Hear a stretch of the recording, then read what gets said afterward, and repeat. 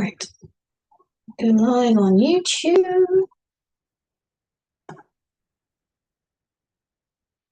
Facebook's still doing its little spot of death.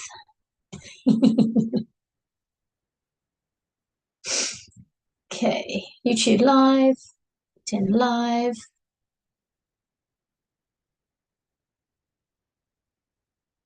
Facebook's low.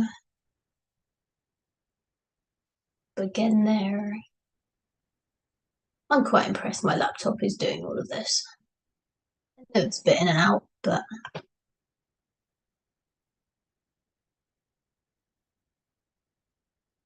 okay. Right.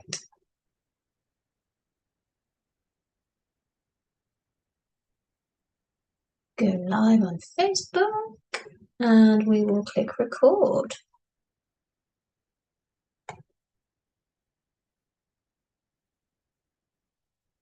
Perfect. Wow. While things kind of even themselves out a little bit, welcome back to chapter 4 of The Phoenix Within. It's our story that we're running at the moment, where you can become the hero or the heroine by simply using your imagination to be a part of the tale. In the last 3 chapters, we followed Morgan, our protagonist, who you can create to be whoever you want Morgan to be. If you haven't had a chance to join us so far, I tell the story in first person with minimal description so that everyone listening or reading along, if you're on my blogs, can fill in the details and make the story more relevant for you. So links for chapter 1, 2, and 3 can be found in the details for all of these. Or if you drop me a message, I can send them over. But so far, Morgan's going through a bit of a rut. Rent's past due. Job is on the brink of becoming no job. Partner is currently elsewhere. And the life we all seem to be prescribed just feels difficult. So Morgan feels that there should be so much more to life than the born, school, good grades, get a job, get married, have a family, work until you retire, with some weekends and maybe 4 weeks off a year, if you're lucky, retire and hopefully have enough to pay for your funeral and some nice bits for the grandkids. But in chapter 3, Morgan attended a webinar sent to them by an old friend. The biggest takeaway from the webinar caused Morgan to take some fairly out of character and drastic action. So let's see if Morgan follows through in today's chapter. And I've called today's chapter, just checking everything is happy. It doesn't look it on here at the moment, but we will see what it does.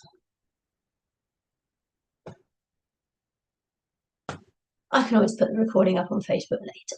So without further ado, chapter 4, an awareness of infinite. So I've had a couple of realizations as I'm lying in bed on this sunny looking Sunday morning. It's just gone 8 a.m. and the sunshine is streaming in around the edges of the curtains on my bedroom window.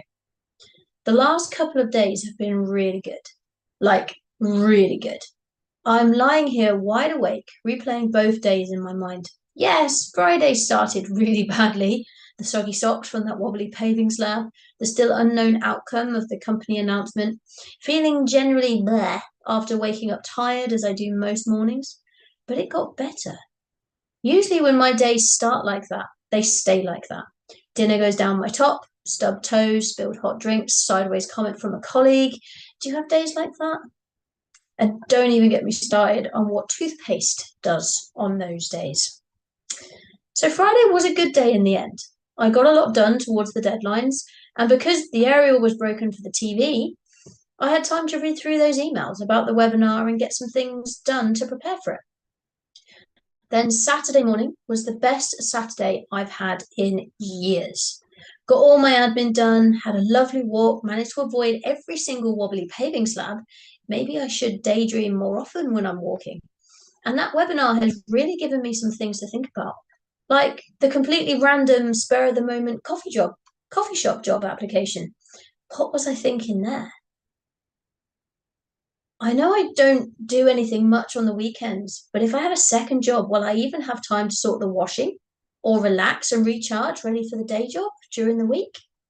Wait, why am I thinking like that? Yesterday, I was so excited to be working with the coffee shop owner, so inspired by their story. But now I'm thinking about backing out. That goes against everything I read in the book last night before I finally fell asleep. Should I still go to the coffee shop for my trial?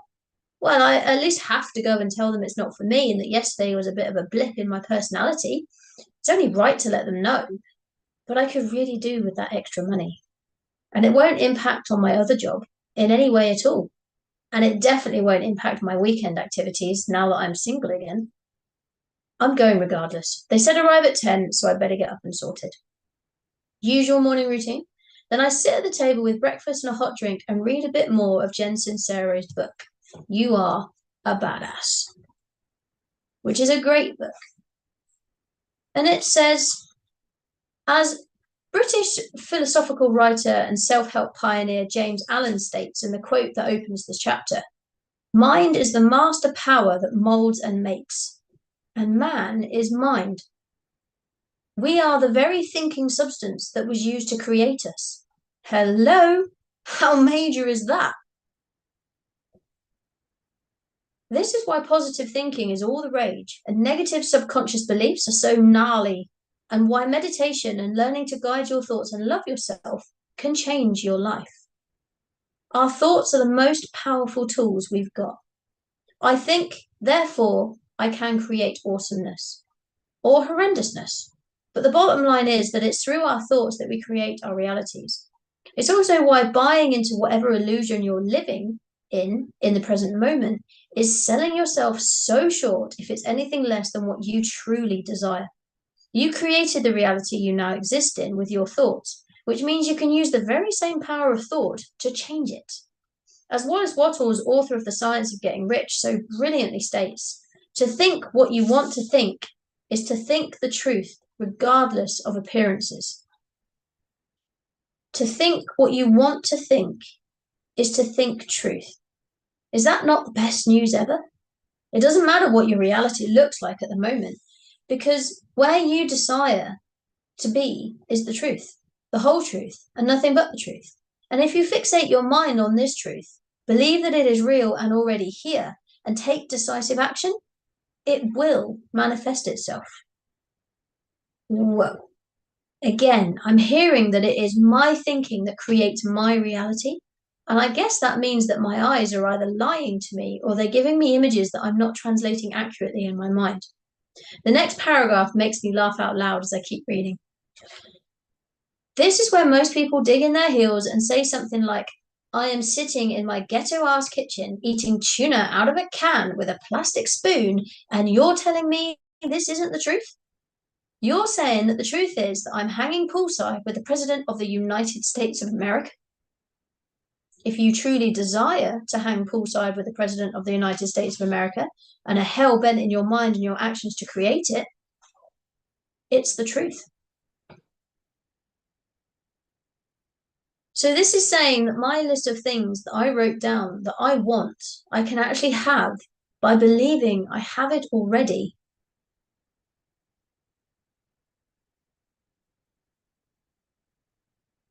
And ignore the reality my eyes are feeding me?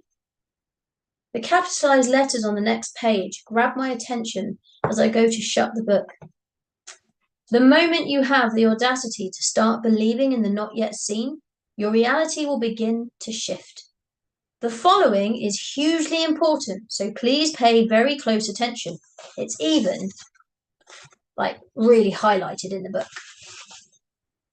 You have to change your thinking first, and then the evidence appears. Our big mistake is that we do it the other way around. We demand to see the evidence before we believe it to be true. That is uncomfortably true. I'm sure you can agree. We want to see the evidence in order to believe it's true, but yet, when we were children, we could believe in the unseen all day long. Easter Bunny, Santa, Tooth Fairy. We didn't need to see them actually making their deliveries or swapping the tooth for the coin to believe. the evidence left behind and the magic our parents created was enough. Yeah, it was all lies, wasn't it? We know it's the parents and grandparents, school teachers, actors, event organisers, other adults that planted everything for us to find and guided us to find it in the right order. But for us as kids, it was simply magical. Adults refute things or completely disregard them as tricks of the eye, a well-placed light, or invisible wires when we can't explain a magic trick or something that we've seen with our eyes. We call it a trick instead of believing in magic. But this book is saying that to believe in magic, in the things we want, and to use our imagination to see them in our real world, will actually create them in it. We just simply have to believe it to be true first. Like the Disney films all say, believe and you will see. Not see in order to believe. The believing must come first. I put my bookmark in, put the book in my bag, with my phone, money, and water bottle, tidy up breakfast, and get my shoes and coat on to head down to the coffee shop. Just going to check what is going on with Facebook.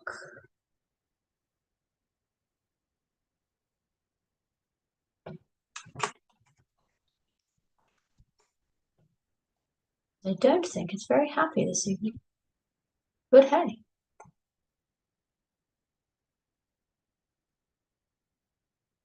It'll sort this out. I arrive at the coffee shop just before 10, and the owner greets me with a smile as they unlock the door and invite me inside. They officially open at 10:30, so there is time for them to show me what needs to happen in order to serve the first customers of the day. They explain that at the end of the shift, the machines are all put onto a cleaning cycle. All the little cups that hold the coffee grinds are put into soak with the ends of the cream spray bottles and anything else used to make the drinks with. The dishwasher is filled and put on, the toasting machines are wiped down, and the clothes, towels, aprons, and other items are put into the wash machine. Oh, and the coffee bean holders are emptied and wiped out, and the food cabinets are emptied and wiped down. So the first jobs in the morning have mostly been done already. Drying the things left to soak, putting the washing in the tumble dryer, then emptying the dishwasher. The next job is to set up the coffee machine, refill the bean holder ready to be ground on demand throughout the day, and to restock the food cabinets. I will say for people joining me on Facebook, we've had a bit of a technical glitch, but I will put the recording link underneath the video so that you guys can catch up with the first 15 minutes. But my head is starting to spin with all this information. It feels really good to be learning new skills though. So I take some deep breaths and I follow the owner around, making mental notes and noting the job list pinned to the wall behind the counter as a very helpful reminder. Everything is set up and ready to go, so they start showing me how to use the machine. They explain that we'll be working together today. It's rarely busy first thing on Sunday mornings, apart from a few regulars, so there will be time for me to shadow them at a slower pace than usual to make sure I cross all the T's and dot the I's. It's very obvious that the owner has a lot of love for this little shop. They make sure everything they do is done to the best of their ability. No corners are cut, and as they talk, it seems that customers don't mind waiting those few extra seconds or minutes for their order to be correctly rather than quickly. I feel in awe of them. All my roles so far have insisted on quantity, things being done quickly, with allowances made for things not being as polished as they could be. Corners are cut, budgets are low, things are left out, T's look like L's, and a lot of the I's are missing altogether. So to see someone working efficiently, following well-practiced and rehearsed procedures that ensure everything is perfect, is really amazing to see. I don't tend to buy coffee from coffee shops unless it's a really special occasion or I have a voucher or someone else is paying, as my income doesn't really stretch to the niceties in life. A jar of supermarket coffee that will give me over 20 cups costs the same as 1 cup in a coffee shop. But as the owner serves me up the freshly made cup they have just walked me through making and asked me to take a sip, I instantly understand why they cost so much. The chocolate sprinkling on top has been done through a stencil in the shape of a coffee bean, and they explain that there are different stencils for different drinks, so people know instantly what they and others are drinking. They motion to the board above their head and all the little symbols which are dotted around the names of the drinks, Another subtly little extra that only the most observant people would notice. I take a sip of the coffee and it is simply perfect. Perfect temperature, not too hot or too cold, ready to drink there and then. The perfect blend of flavors from the coffee and the vanilla syrup, with a hint of caramel coming from somewhere as well.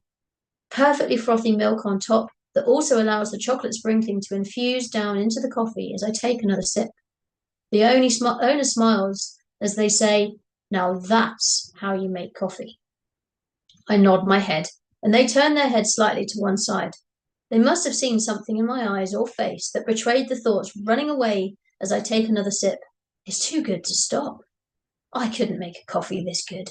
I can't work here. I'll destroy the brand and everything they've worked so hard to build, all for a little bit of extra money.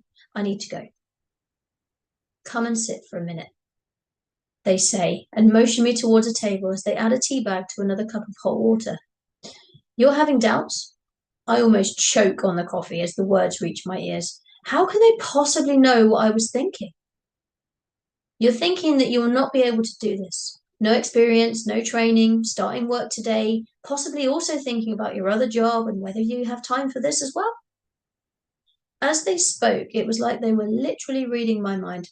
A smile creeps across the owner's face as they take a sip of their own drink, tea bag still in the cup. I meet lots of people every day, and I've got very good at spotting when people are hiding or doubting themselves. You stood out like a candle in the dark yesterday, so torn between things you want and the life you live now. Now, how you live is none of my business. All I want to know is if you can learn new things and be coached to improve your skills. Hence the trial today. I nod and say that I'm always keen to learn new things. That's enough for me then. Don't let your mind tell you that you can't do something before you've even tried. I definitely wouldn't be here today if I'd listened to that annoying voice in the back of my head. You simply have to decide what you want and then go and get it. I smile, nod, and mention that that was exactly what I had read in the book that morning. I tell him some more about the webinar and "You Are a Badass" by Jen Sincero, and he smiles as he listens. When you're talking about these things, your whole energy shifts. Did you notice that? I stop and think. Actually, my body does feel different now than it did a minute ago. It feels a lot better, more positive and energized. That's the Morgan I want working in this shop. That energy, positivity, belief in yourself. It's that energy that my customers come back here for. It's the first and last thing I look for when hiring staff. People can be taught to make coffee, serve customers and other things, but the energy is something in them. Some have it, some don't. In some, they don't even know that they have it, but it can be unlocked if they are willing. And you, Morgan, I can tell you're willing. I think my head's going to explode. Before I have time to digest and let my thoughts wander off to their usual dark place, we are heading back to the coffee machine. It's my turn to have a go. Super slow speed, one part at a time, making the exact same drink I'd just finished. The owner talks me through it step by step, being patient and not once taking over or criticizing, simply guiding. A couple of minutes later, I have my first barista-level coffee.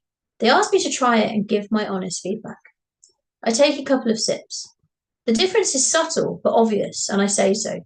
It's not as smooth, and the flavors are there, but not as perfectly combined. The owner gives me a couple of tips to try on my next go and applauds my honesty and attention to detail.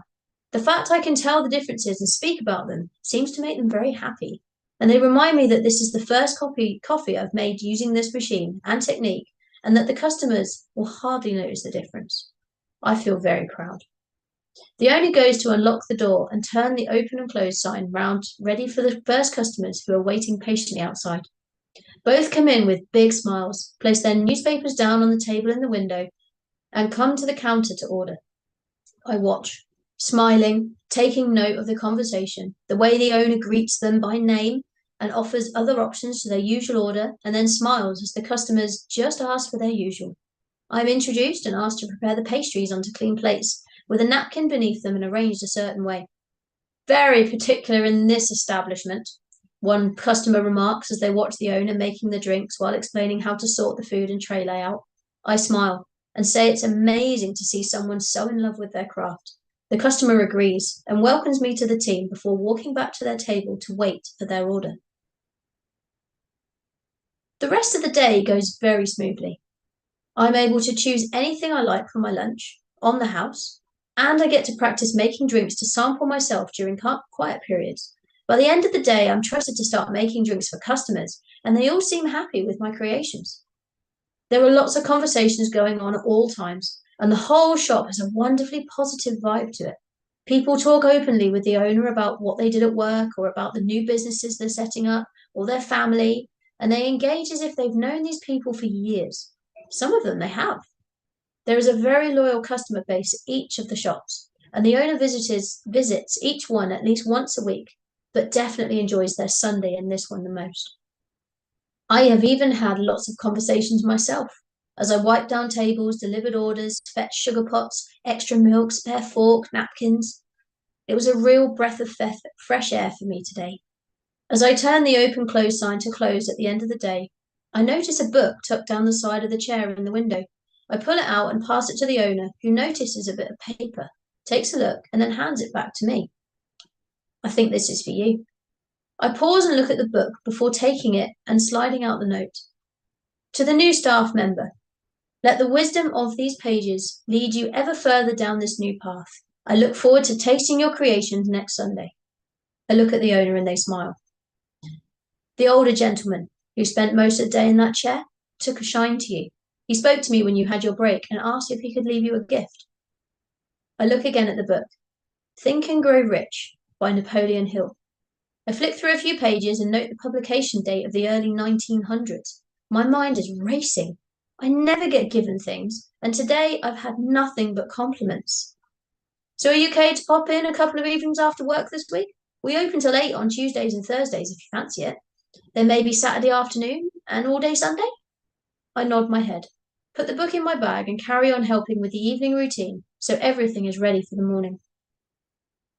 I leave the coffee shop just after 4:30. After filling in my details on the official form to accept the role, bank and contact details, all that sort of thing. I'm also able to email my CV over later, although apparently it's not needed.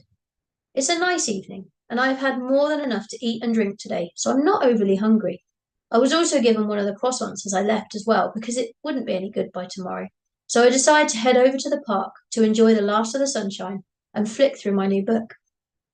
I still feel quite taken aback that a complete stranger would choose to give me something so obviously well loved, with its battered cover and some dog-eared pages. I start to wonder what he saw in me. Maybe it's to do with the energy that the owner told me they could see as well. My usual bench is empty, and there's just the solitary dog walker at the far side. As I sit down, I realise I hadn't even been looking for dog poo to avoid, and I quickly check the soles of my shoes. All clean. A sigh of relief. I pull the book out of my bag and take a look at the contents. It looks like the book is about the 13 steps to riches, as each chapter, bar a couple, says so. Desire, faith, imagination, persistence, and the brain are a few that jump out at me, and I flick over to the first section, before the introduction, entitled, What Do You Want Most? Is it money, fame, power, contentment, personality, happiness? This book seems very in line with Jen Sincero's book, and I flick through a few of the pages before the light gets too low to see properly, and I decide to head home. A thought comes to my mind as I blow onto my hands to warm them up. How nice would a bath be right now? Obviously, my first thought after that is straight to the cost of the gas and the water, blah, blah, blah. But then I remind myself that I've made some extra money today, and one bath really won't cost that much. I might even still have some bath stuff to add to the hot water as I soak and read some more of You Are a Badass so that I can get started on Think and Grow Rich. I smile as I climb the stairs to my home, using my imagination to see these stairs rising up to my new house that is the top of my want list. This evening is an evening of daydreaming, methinks. I warm up the croissant as the bath runs and then spend nearly an hour just soaking in the hot water before drying off and heading to bed, eager for the week ahead, instead of feeling my usual feelings of dread. And that's chapter 4. Hope you enjoyed. Hope this is helping. hope you're seeing some of the little subtleties that I'm at least to add in. The little things that might be in line with ideas, thoughts, things going on around you in your world. Things that we usually go unnoticed, a bit like's happening in Morgan's world. But they will all come to the right place where we're heading. As I've said previously, if you want to have a say in where this story goes, if you've got any ideas, any feedback, anything like that, I would love to hear it. So simply drop a message wherever you're watching this, or send me a message on any of my social medias. And I look forward to speaking to you soon. This chapter will become Tuesday's blog post, and I will make sure that it is also turned into a podcast if you want to listen instead of watch me. And I look forward to seeing you again on Tuesday for chapter 5, which I'm going to call When Life Gives You Lemons.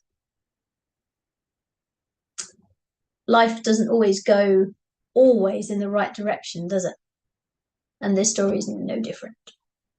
So tune in on Tuesday to find out what happens to Morgan next, and whether this newfound resilience, shall we call it, is enough to get them through what happens next.